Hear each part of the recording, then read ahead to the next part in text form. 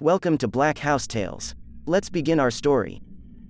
The air was crisp and clean, and the sun shone down upon the group of hikers, warming their skin and lifting their spirits. They had been planning this trip for months, and they were excited to spend a week in the wilderness, exploring the rugged terrain and getting in touch with nature. They set up camp by a babbling brook, and spent the afternoon fishing and cooking up a hearty meal. It was a perfect day, and they all felt happy and content. But as the sun began to set, a sense of unease started to settle over the group. They felt like they were being watched, and the woods seemed to grow darker and more foreboding with each passing moment. The sound of rustling leaves and snapping twigs filled the air, and the hikers' nerves were on edge.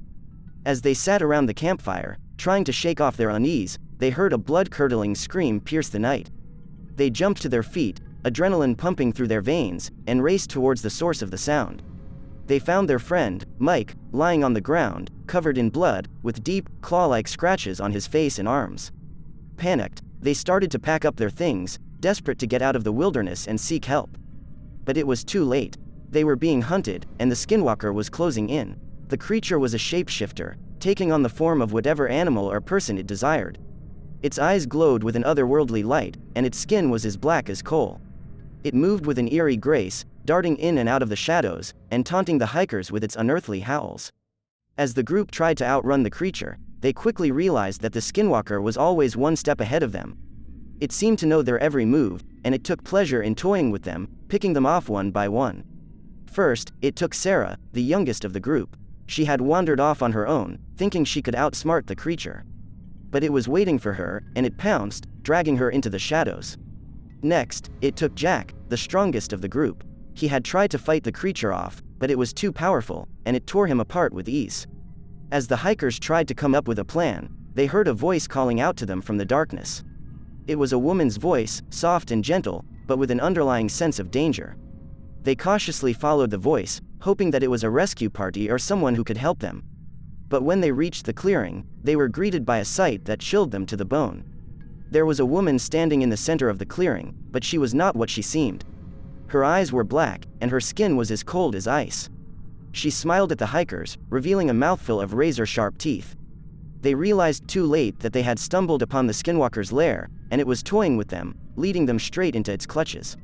As the creature closed in, the hikers tried to fight back with all their might. They used sticks and rocks as weapons, and tried to outsmart the Skinwalker, but it was no use. It was too powerful, and it seemed to relish in their terror. Just when all hope seemed lost, the hikers stumbled upon an old abandoned cabin, hidden deep in the woods.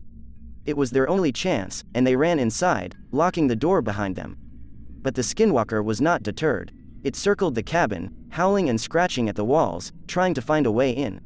The hikers were trapped, with no way out. They huddled together, waiting for the creature to make its next move. But as the night wore on, something strange began to happen. The Skinwalker's howls grew quieter, and its scratching stopped. The air around the cabin grew still, and the hikers felt a sense of peace wash over them.